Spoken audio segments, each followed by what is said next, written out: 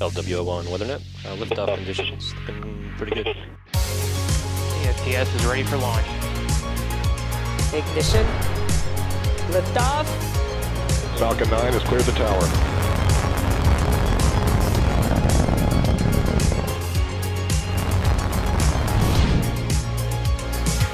Ten, 9, 8, Side booster ignition. 6, 5, 4, 3, 2, 1.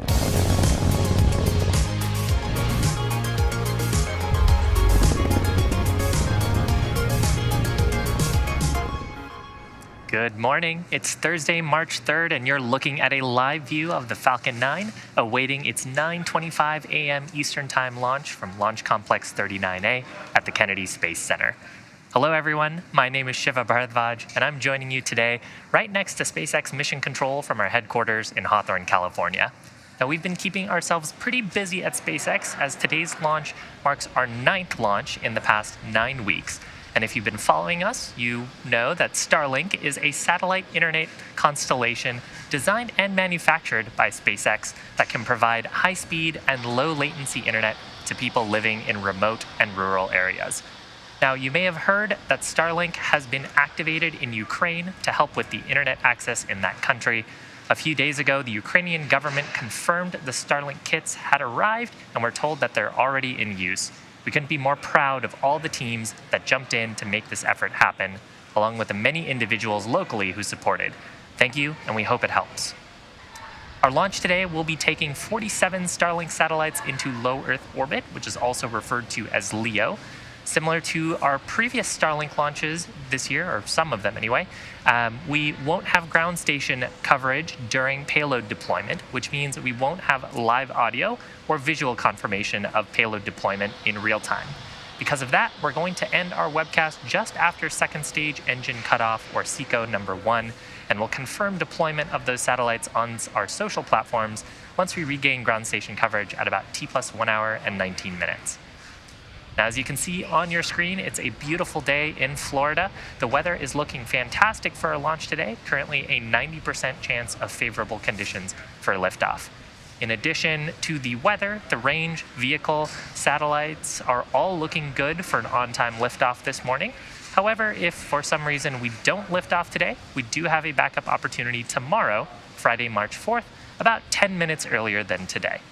So for now, let's take a closer look at the Falcon 9 on the pad. Now on your screen is SpaceX's Falcon 9 rocket. This specific vehicle rolled out to the launch pad yesterday morning in preparation for launch. The 2-stage rocket stands 70 meters tall. That makes it 14 meters taller than the highest side of the Leaning Tower of Pisa in Italy. Starting from the bottom, we have the first stage, that's referred to as the booster. It makes up about 60% of the entire length of the Falcon 9 vehicle. You can see some of the dark soot around the lower part of the first stage. That is a remnant from its previous launches. Today's first stage is flying for its 11th time, previously having supported the GPS 3-3 mission, the Turksat 5A mission, Transporter 2, and 7 previous Starlink missions. Falcon 9 was named after the famous Millennium Falcon from Star Wars, the 9 referring to its 9 Merlin engines on the first stage, and their job is to accelerate the vehicle through the Earth's atmosphere into various orbits in space depending on the payload that we're flying. Above the first stage, we have our black carbon fiber inner stage. It's got that distinct color from the unpainted thermal protection system on the surface. This structure connects the first and second stages and houses our pneumatic pushers that are used during stage separation in flight, as well as the Merlin vacuum or MVAC engine on the second stage. Now, the white portion of Falcon 9 above that black inner stage is the second stage. After the first and second stages separate about 2.5 minutes into the flight, that second stage will ignite its Merlin vacuum engine and carry the Starlink payload into its destined orbit. The first stage will then return to planet Earth. We'll be attempting to recover it for an 11th time on our drone ship named Just Read the Instructions. Now, above the second stage is our payload fairing. That's the nose cone at the very top of the rocket. It's protecting the Starlink satellites until we get to space. About 3 minutes into the flight, once we've exited most of the Earth's atmosphere, we'll jettison those fairing halves and attempt to retrieve them once they return to planet Earth. We want to jettison those fairing halves as soon as we can because the weight of the fairing does decrease second stage performance. So once we're through the atmosphere, we don't need them on the vehicle anymore. Now you're hearing periodic rocket sounds, some pops and hissing, and some callouts on the net about propellant loading. That started at the T-minus 35-minute mark. Falcon 9 uses 2 propellants, a refined form of kerosene called RP-1, or Rocket Propellant 1, as its fuel, and then liquid oxygen, or LOX, as its oxidizer. The liquid oxygen is chilled well below its boiling point, so it has a much larger mass to volume ratio at that lower temperature, and that means we can load more of it onto the rocket. In addition to these two propellants, we also use a chemical called TTAB, that's triethyl aluminum and triethyl borane, as an ignition source. So the combustion of the rocket propellant 1 and liquid oxygen is what makes the rocket go, but it's the TTAB that ignites that mixture to kick off the combustion reactions. Now, we'll be filling liquid oxygen onto the first and second stages as close as possible to the T-0 mark as possible. That's to minimize the amount of time that that liquid oxygen can warm up in the tanks, allowing us to have more propellant on the vehicle in preparation for launch. And we've heard some periodic callouts here that the fuel loading is complete on the stages. Next major milestone that you'll see will be related to the transporter erector, or the TE. That's that truss structure to the left of the second stage. In preparation for the transporter erector, you can see that the TE clamps right below the payload fairing have started to open. Shortly after, we'll see the transporter erector structure begin to pull away from the rocket slightly, and then closer to T-0, we'll see the strongback fully retract, the TE fully retract away, clearing the way for Falcon 9 to lift off from the pad. Now, the TE is a structure that provides liquids, gases, and electrical connections to the second stage. It also provides air conditioning to the payload. And you can see on your screen that it's starting to retract away from the second stage. Now, at this point in the mission, the first and second stages are almost completely loaded with propellants. Fuel loading is complete. Coming up in about 10 seconds, we'll hear a call out for liquid oxygen loading complete on the first stage, followed about a minute after by liquid oxygen loading complete on the second stage.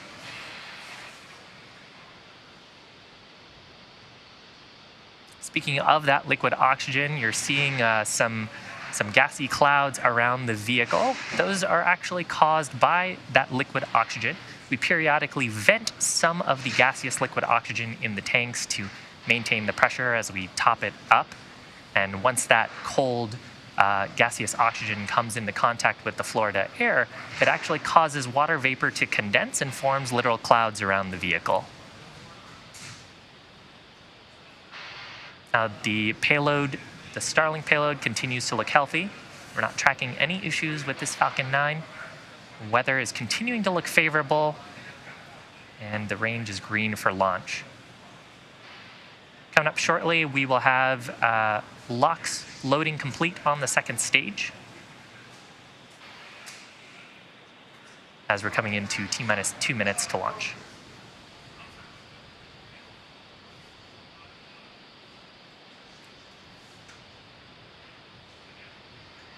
Now, shortly after LOX loading completes on the second stage, we will also see venting from the transporter erector. Call it there, indicating that propellant loading is complete in preparation for today's launch. Now, there's that venting from the transporter erector. As I mentioned earlier, it provides the fluids and gases to the vehicle. So as we're preparing for launch, we clear out those gases from the transporter erector. In about 15 seconds, Falcon 9 will transition to internal control by its autonomous flight computers, referred to as startup. So from there, that means that the flight computers are in control of the launch countdown through the rest of the mission. And then shortly after, Falcon 9 is in startup. So with that, Falcon 9's autonomous flight computers in control, just awaiting final pull from the launch director.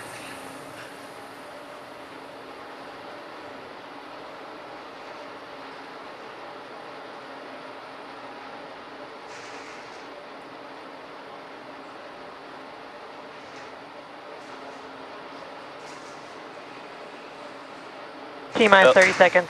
LD, go for launch. So just under 30 seconds to go. Launch director giving their final go for launch. Let's watch the final seconds here of terminal count as Falcon 9 takes these 47 Starlinks to low Earth orbit. T-minus 15 seconds. 10, 9, 8, 7, 6, 5, 4, 3, 2, 1, 0. Ignition and liftoff.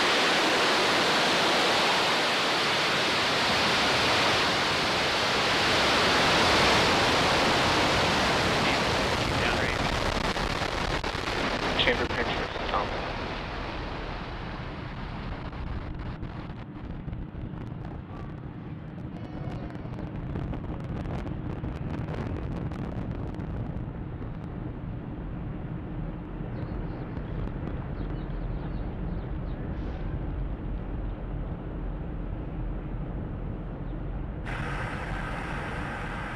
T plus 40 seconds into flight, Falcon 9 lifting off from Space Launch Complex 39A at the Kennedy Space Center. Power and telemetry nominal. Carrying 47 Starlink satellites to low Earth orbit.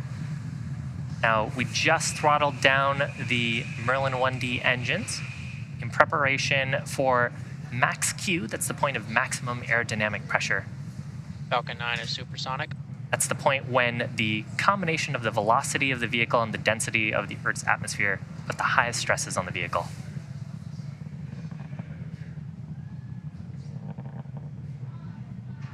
Max Q. So with that, we are through the point of maximum aerodynamic pressure. Stresses on the vehicle will continue to decrease as we continue up to orbit. We've got 3 events happening in quick succession. First of those will be main engine cutoff, or MECO, followed by stage separation, and then second engine start number 1, or SES1.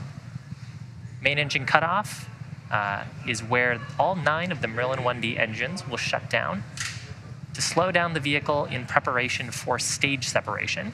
That's where the first and second stages will separate using those pneumatic mechanisms in the interstage. Right after stage separation, the first stage will be making its way back to Earth for landing, and we will be attempting to recover the first stage today on a drone ship stationed out in the Atlantic named Just Read the Instructions. Vehicle is following a nominal trajectory. Now, while that's happening, stage 2 will continue on its journey with the third event. That's second engine start number 1, or SES1. It'll start its Merlin vacuum engine and take those Starlink satellites to orbit. It's coming up, just a few seconds. MECO, main engine cutoff, followed by stage SEP, and then SES1.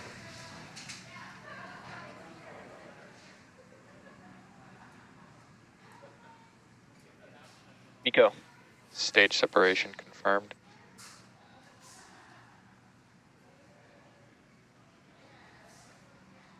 Now we'll see pretty shortly here fairing deployment as well. And second stage startup.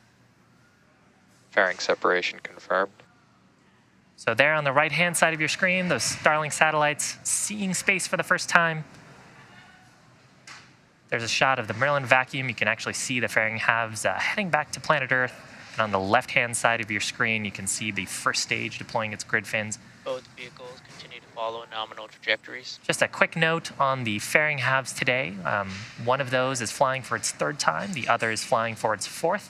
And we will be attempting to recover both halves today using our recovery vessel named Bob. Now, stage 2 is continuing to its target orbit. The first stage, which you can see on your left-hand side, has a couple of burns to make before it can make its way back to planet Earth. First of those is the entry burn. It'll ignite 3 of its Merlin 1D engines to slow down as it re-enters the upper part of the Earth's atmosphere. And then the second burn happens much closer to touchdown on that first stage. It'll ignite just its single center Merlin engine for the landing burn.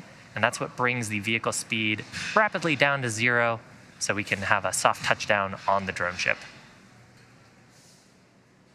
Right-hand side of your screen, you can see the Merlin vacuum engine on the second stage with some beautiful shots Acquisition of signal. of Earth behind us. Glowing that orange color. The second stage engine will continue to burn until about T plus 8 minutes, so it's got a few minutes to go here. If you're just joining us, we had successful liftoff of the Falcon 9 at 9:25 a.m. Eastern Time from the Kennedy Space Center, Space Launch Complex 39A. On the left-hand side of your screen is a live view of the first stage with its grid fins extended preparing for its next major event, which is the entry burn. It's making its way to a drone ship stationed in the Atlantic named Just Read the Instructions, targeting its 11th landing. On the right-hand side of your screen is the second stage, carrying 47 Starlink satellites into an intended drop-off orbit. Now, those Merlin engines on the stages, on the first stage, are actually optimized for sea level.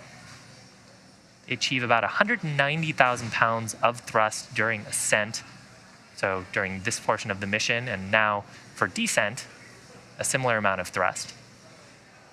The Merlin vacuum engine is optimized for 220,500 pounds of thrust, and that's because the nozzle is significantly larger, allowing us to get more force out of the gases from combustion.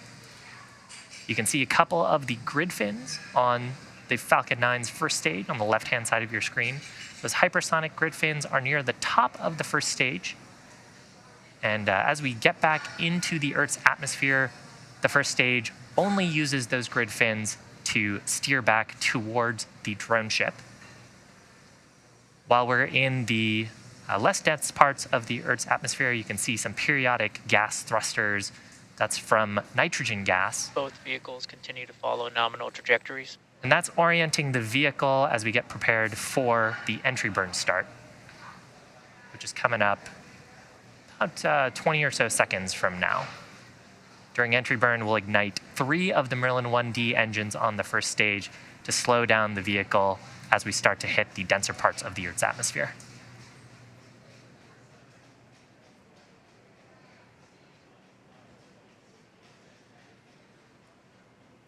Stage 1, entry burn, startup. Stage 1 FTS is safe. So confirmation of entry burn startup. Stage 2 FTS is safe. This burn lasting just about 20 seconds. You can see rapidly reducing the velocity of the first stage.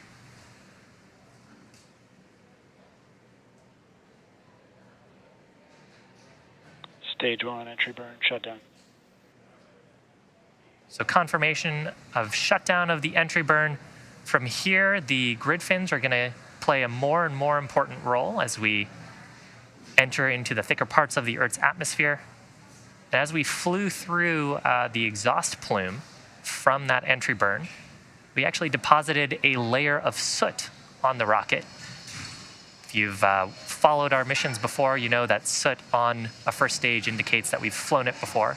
That actually comes from the Rocket Propellant 1 kerosene combustion from Falcon 9's propellants.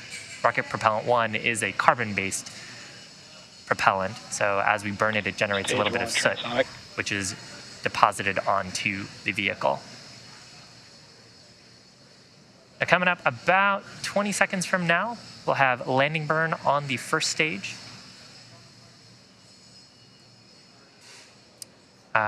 We may not have video confirmation of that part of the mission, so I'll try to give callouts if I can hear them on the nets.